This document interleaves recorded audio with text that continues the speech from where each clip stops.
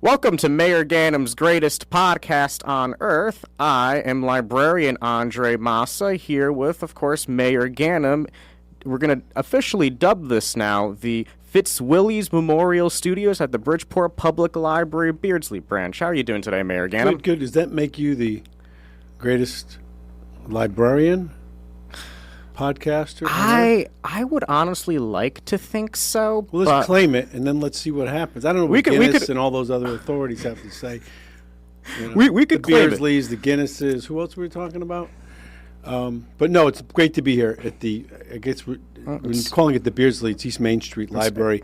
The old, what was the title of the location? It used to be Fitzwillies. I get that a ton. When people come in here, they'll be like, "Oh, this place used to be Fitzwillies." Fitzwillies. And it was a place before that. I can't think of the name of it, but we used to come as kids for Thanksgiving dinner. Was that when it used to be? Didn't it used to be a Chinese buffet or something like that? It might have been after, but this wasn't. This was just like turkey. Wasn't it also a nightclub too? Wasn't that? Was Fitzwillies a nightclub? Yeah. Was it? Yeah, kind of. Fitzwillies was so Fitzwillies was the nightclub. I thought it was a nightclub, but then Fitzwillies was like one of those not of notoriety like a nightclub like that. It was just a regular place. See, that's the thing. They had food too. So like for somebody like me, right? I live in Danbury. I was born there in Danbury. I lived in Danbury. I come to work in Bridgeport. Someone like you. Yeah, like I always just get fascinated, I think, with how many different places this used to be. Just as somebody that also worked here too. So like they'll be like, this used to be the China buffet. We used to go all here all the time, or we used to go to Fitzwillies and we used to have some fun time with the drinks and stuff like that. And I'll be like, well. And throw a little bone out there, so to speak, to the zoo. Oh, yeah. Right across the street, Beardsley Park, Beardsley Zoo, the Park City, Seaside Park. So we're rolling it out. You talk about greatest. They really are. It's not only the state's only zoo. It's just really cool. And as is many things in the city that I know, maybe today, but certainly along the path of this continuous opportunity to join you for the greatest podcast. We're going to talk about a lot of the greatest things that I think and love in the city of Bridgeport. So we have a couple questions that we want to ask you over here. Yeah, we have some questions. Okay. So let's do some questions. All right. So we want to actually talk about maybe like your accomplishments and the legacy that you think that you've left on Bridgeport, right? So when you look back at your time as mayor, what are 3 accomplishments you're most proud of, and why do these matter for Bridgeport's future? Yeah, I mean, first, thanks. For me, this is kind of a, I don't want to say newer experience. We do a lot of talking into the microphone and TV and radio and video and all that. But with the opportunity to go on and maybe in too much detail, but to go on and on about some of the things you just asked and other stuff in the city is a moment of kind of reflection. Just trying to think back. So for those that know and those that don't know, I'll kind of ramble out loud some of my thought processes. So I go back all the way to the early 90s with some of the things when you talk about legacy. And legacy is usually talked about when you're kind of finishing up. I don't really think I'm finishing up. I think we still have a lot to do in the future. And we're at a point in time, at least in my perspective of time, as it relates to the city of Bridgeport, modern city of Bridgeport, my tenure, legacy, or things that we've impacted. We're at a point where there's like a lot of really good stuff, for lack of a more eloquent way of saying, economic development, waterfront development, housing starts, plummeting crime statistics, infrastructure improvements than there ever has been in I'm talking about in a compressed period of time. Even over a longer period of time, we haven't seen this. Some cities have these spurts.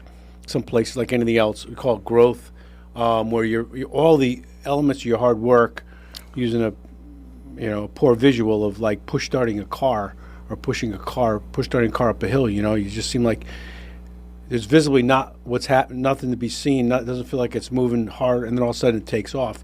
Bridgeport's got a piece of that going right now, probably most visibly along the waterfront. So circle all the way around.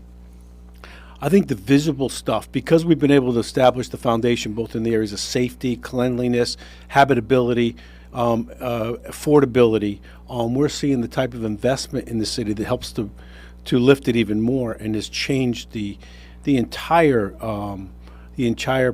perception and reality. And so that's been good. I mean, it goes blah, blah, blah. There's like 3 or 4 or 5 or 6 parts to the answer, which are, include all the other stuff with the amphitheater and the entertainment district and the rebranding of the city and people appreciating that. So I've actually noticed that when sometimes when I actually go to my lunch, like down on East Main Street, right?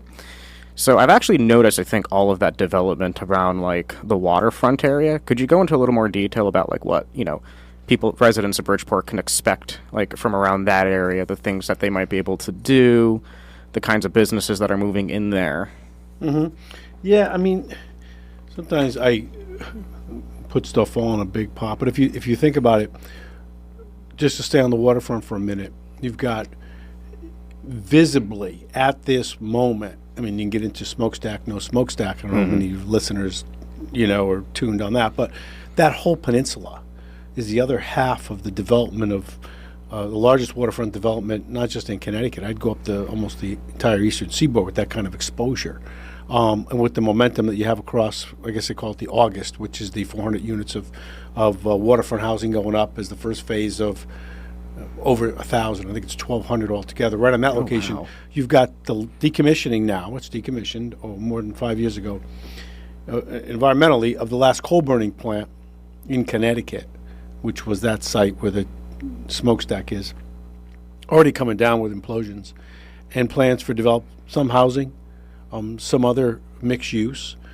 So you see that visual playing out. At the same time in the neighborhoods, I think if I had to answer tightly about one of the things that I think is really important, it's been neighborhood by neighborhood. You'd have to go through each one. It was pointed out to remind me things like something is terrible, representing what the city was way back in the 90s that I was talking about, was this pile, a 1 block high pile of construction debris in the East End, dubbed nationally by national leaders as Mount Trashmore, and couldn't be moved. And when I became mayor at the time, there was no money. The city was actually the largest municipality in the country to file for municipal bankruptcy. So it was I did broke. hear about that. It was broke. And so there wasn't even enough money, even if we wanted to do it on the public side, to say, hey, we have X amount of dollars to clean up this neighborhood, which was rat infested. It was a symbol of decaying urban America.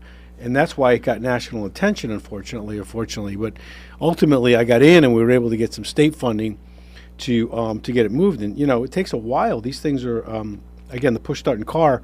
Sometimes it feels like you're push starting at a mile or for years. But that site now is transforming into hydroponics and allowing for fresh vegetables to be grown and sold and distributed in the neighborhood. And what was that term that we've heard too often over our lifetime is food deserts in some neighborhoods, fresh food deserts. That must have taken a remarkable amount of work to be able think to about turn that right? around. To remove that, yeah. And then to remediate so it's environmentally clean enough to grow. And the hydroponics are above the ground; they grow technically in water. But to be able to have that type of transformation of a urban neighborhood is again, it's not the entire city, but it's impactful. And when you can impact neighborhood by neighborhood, it makes a difference in quality of life. That's interesting for somebody like me that lives in Danbury and comes to work in Bridgeport, right? Because for somebody like me in Danbury, I don't really get to see that rapid, development and, positive urbanization of a community like Bridgeport very easily. To me, it's a lot of us will still think of Bridgeport as being something that we envisioned of having the smokestacks and the old factories that aren't being abandoned anymore. But I for one become impressed, I think, when I see something like the development of the waterfront property, and to hear about something like Mount Trashmore, right, and the amount of work that it took to really develop that from being something that a lot of people just wrote off, and it might have even been a national joke, to something that is now where people are able to grow vegetables in it, and that it might actually be able to make a positive difference in its community. That is something that's and there's remarkable. Ownership. There's personal citizen neighborhood ownership, and sometimes it's specifically over, let's say, this land or this transformation, but it's ownership in helping being part of the transformation that I think resonates and sometimes passes on literally to the next generation. Mm-hmm. We have marches, pictures of marches, with all the big national leaders, and one of the families that's taken over and going to do the hydroponics, she's walking, Deb Sims, she's walking with her children who were, young kids at the time. So we look at those pictures, and you see the pile of debris. We marched for, I remember the amount of every Sunday after church for 26 or 30 or 40 or 50 until we knew it was going to, get cleared. And during those weeks is when I got elected mayor. So it became my problem. As much as I was complaining, you guys should take it down, you guys should clean it up. I said, oops, I raised my right hand. Now I got to get rid of it. So we did, though. But there's ownership and there's legacy. Those children that are in the pictures are all grown now. Yeah. And so it's that kind of thing that, is helpful. The overall focus, just to go on, because I started and usually start and finish with all those things are huge. But none of it would be possible if the city wasn't in reality safe and the perception of reality wasn't a stable one. And that's become huge, and I think it's bubbled to the top nationally and, in circles where you see this past year, and you look at annually, you look at statistics, you look at them daily, weekly, monthly, but yearly, when you see it continue plummeting, and it's been a 5-year decline now, over 60%, and the lowest in homicides and shootings in my lifetime. And always afraid to mention these because some of it we have impact on, and we can identify whether it's hiring more officers, community policing, partnerships with neighborhood groups, economic development, better living conditions, more affordability. Those are all factors, but there's always factors beyond your control. So I'm always afraid, and one is too many. Mm-hmm. So you always want to make sure it's always work in progress. Every day is a new challenge. You start from, you start hoping and working to make sure that you can prevent and certainly respond to anything that breaches any of the areas of public safety, from police and fire, first responders, people's lives, and Bridgeport.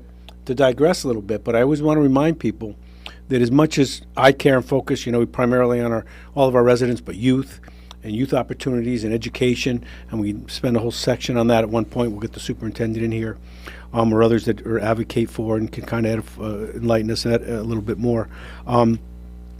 The public safety stuff is very, very much what I think is the cornerstone of seeing people come in for the amphitheater, wanting to buy waterfront housing along at the August at Steel Point, businesses opening. We always have more to do, but it's really important. I think I also want to circle back to the idea of legacy too, because you did bring up something that was very important about photos of people being able to go out and safely enjoy Bridgeport, or people being able to go back to where Mount Trashmore used to be, actually. People would come after church and they would take pictures at an area that used to be so terrible, right? A lot of people assume that legacy for politicians are things that can be quantifiable and measurable with this person got rid of $50 billion of debt or something like that, or this person gave $65 billion of investment into the city. And while all of those are probably good and could be something that could be part of a legacy, I think that you bring up a very good point about maybe legacy is also the experiences that people have living in Bridgeport too. People are now able to go out there and they're able to safely walk the streets of Bridgeport because they know that crime is plummeting, right? They're able to take those selfies with those families in front of all the landmarks that have been developed because of all the effort that has been put into Bridgeport, right? And I think that's something that's often underappreciated, especially when we're talking about things with regards to local government, right? The decisions that we make at the local level, they're able to provide those moments for people in their cities and in their towns. And I think that's something that, as somebody that's coming from Danbury, I'm shocked to honestly hear about all that, but that is something that would make me proud. Yeah, thank you. I agree. All those experiences when you hear, and people say something that reminds you that has changed, that a difference has been made. Whether you take credit for it or not, we deserve credit or not, or blame, whatever. Mayors always get too much blame, and many would argue not enough credit. But, there are things you put in place that have an impact. Very visibly, not to stay on crime, but that period when I talked about when I came in, when it was bankrupt and we couldn't have money to move Mount Trashmore, the police cars had holes in the floorboards, and it was the lowest manning levels, and we were talked about as the murder capital of New England and all these things that I hate to bring up. we took our measures in our own hands because of the financial condition, and we needed to meet public safety demands. And we had gangs and all that kind of stuff in the city, is all too common across the country and around. But we used environmental design. We took these concrete structures called Jersey barriers that they use along the highway, you know what I'm talking about, to divide. And we rerouted traffic in neighborhoods where people were coming into the city, driving off of the highway 95, looping in and driving out. And there was a thriving drug market there. And we forced the traffic patterns to change. And as a result, the shootings went down, not to the levels they're at now, but making so neighbors who you think would not want that in their neighborhood said, no, please put those in.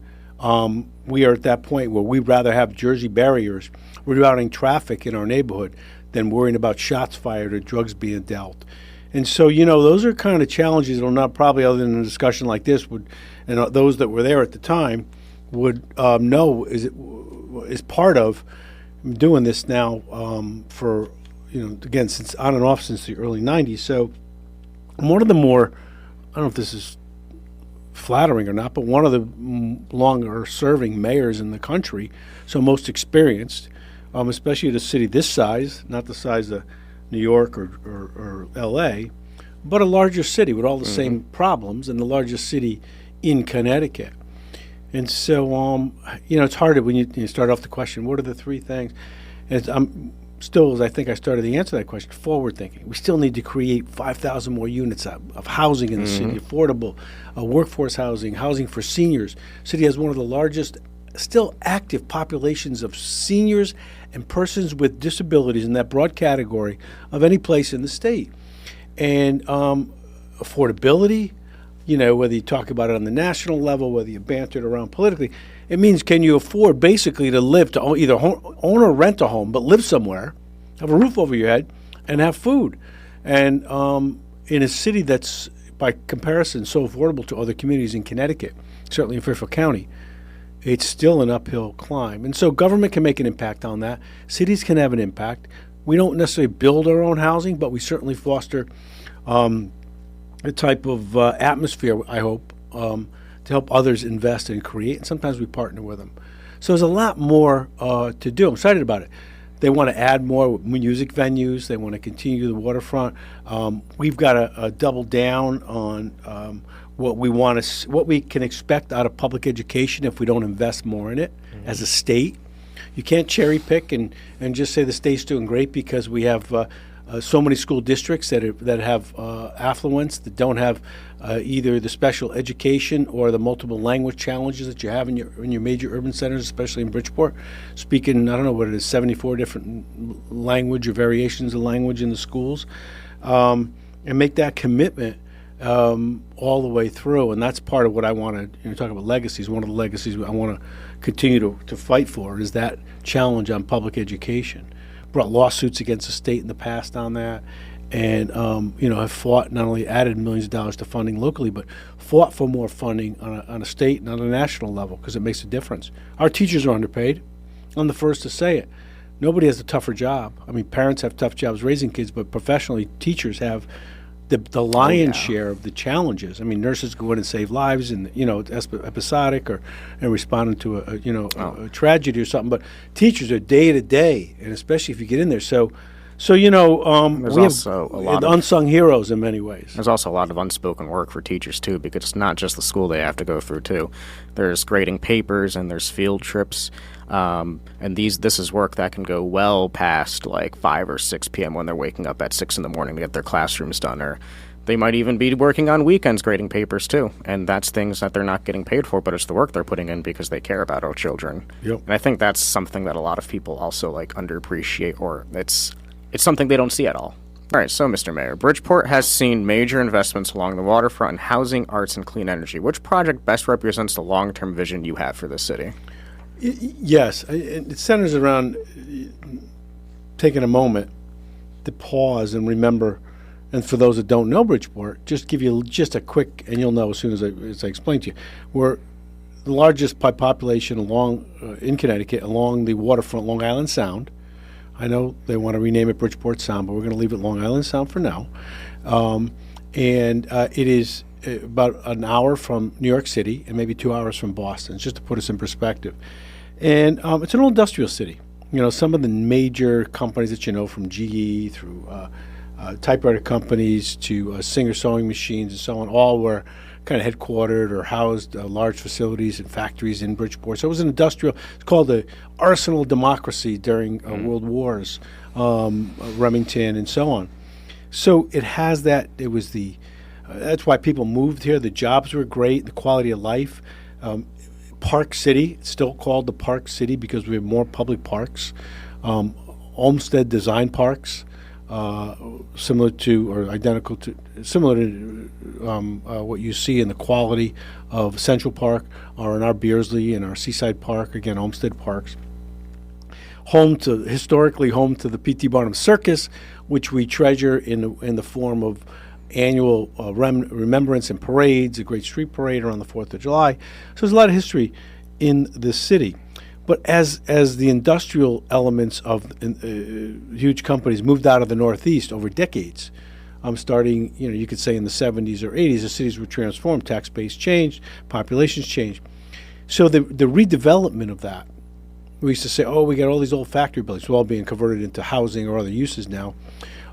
It's transformed, and we've transformed the waterfront. We tore down the last coal-burning plant, the power plant, and now that has become units of beautiful waterfront housing and restaurants and one of the most, I think, spectacular marinas that you can see anywhere. And the other side's being developed as well. But that's more than just that water's edge. That connects to downtown. That connects to the amphitheater, the arena. You go down, it's a jump in a different world, but you get down to Seaside Park and the University of Bridgeport. You talk about the whole South End, which is the waterfront of Bridgeport. And one of the beauties that, cities would die to have our location, our waterfront, our Seaside Park, and all that goes with it. And then I-95 barreling through, the train comes right through. We have our own airport, which we're looking to develop, and hopefully we'll talk more about in other podcasts, into regional service. For commercial service. I did not know about the airport. Yeah, we have an airport. We own it. It's actually physically in the town of Stratford because Bridgeport's geographically small. We're 17 square miles, which is small if you know anything about geography for cities. So it's a lot of people to pack into a small area. But we own an airport. I forgot how many acres it is, maybe 400. I don't know how many acres it is. But it's located physically in the town of Stratford. So we're working with our partner. What kind of flights would come out of there? Would it be well, like they used to have commercial flights. I used to fly to Washington, D.C. out of there. Similar to New Haven, actually almost identical would be the type of service you'd see right away, which I think includes at least Chicago and Florida. So it could be robust. It's never had the political unity with the town of Stratford, the city of Bridgeport, and the state of Connecticut to make it happen, but I think there's a real opportunity there. So when we talk about to be discussed in the future legacies, the airport is possibly one of them. So having said all that, talked about the history and then kind of identifying our dots of progress, the city's kind of the transformation, not only from that whole flashback to the neighborhoods with the Jersey barriers, but to bringing in world famous entertainers and music to becoming dubbed by credible critics as the music and entertainment capital of Connecticut. So that type of transformation from that crime-related identity to talking to people from all over, but heavily from Fairfield County and Westchester County and other parts of Connecticut coming to Bridgeport as their venue for entertainment and restaurants and the like is a huge transformation. I always like to end it though with there's always more work to be done. You can never give up on your challenges to make sure that people not only are safe but feel safe. More housing has to be developed. We've got to commit, as we have, I think, with a partnership on education. And the economic development waterfront is leading the way, I think, to what people are seeing as the city transforming. And it's fun to be a part of. And it definitely goes back to what we were talking about legacy, too, because people's experiences in Bridgeport are going to be so much more different than they were in the 90s. And I think if the numbers don't add up and you don't get the story from the numbers, I think that just the changes in how people talk about Bridgeport, that's the true legacy right there. Well put. So just to end it all off, what is one thing that you personally love about the city of Bridgeport? Well, I mean, physically it's so beautiful, the parks and all that, but if you're from, you don't have to be from Bridgeport. The people, though, I mean, if you take your time to get to meet, whether it's the diversity, but I think there's a real sense of pride, and at least that I get to enjoy with all of our residents. I try to enjoy every part of the city, every neighborhood. Many people see me. I love Seaside Park. That's where I spend my leisure time running, whether it's anywhere along the waterfront, but Beardsley, anywhere. And then, I want to just give one last plug. We're broadcasting from this podcast as part of the Bridgeport Library System. Under realized what an asset this is. People don't know what we have, not only at our branches, but our main branch at the library. And kudos to all that make sure that we're able to have this podcast here at the Bridgeport Public Library, but all that the library does for our citizens as well. Well, thank you so much, actually, for that, because there are so many services. You said you're the greatest, didn't you? I did say I was the greatest. I can now say that I'm the greatest podcasting librarian in Bridgeport. We'll have to see about Connecticut if I can get the right endorsements. I like it. But it is really incredible, I think, the amount of work that we do for the citizens and residents of Bridgeport. And, my goal is just to make sure that we continue to let people to know what we do so that people can come in here and get what they need. And that's really what I'm here for, right? It's to help make the lives of the citizens of Bridgeport so much better than they were before I started here. So that's exactly what I do. So to be continued. Thank you so much. You're welcome. It was a pleasure.